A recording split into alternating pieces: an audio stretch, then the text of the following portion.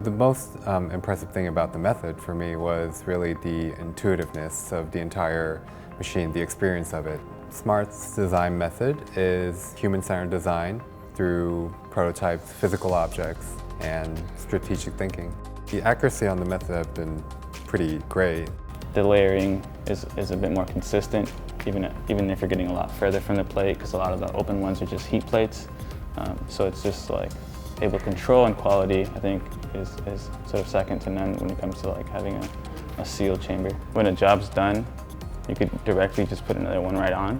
It's just like, just speeds up that process. And not only the quality, but the new water-soluble materials that we can just like pop into the water. We don't have to like have this whole acid bath that it goes through in the shop.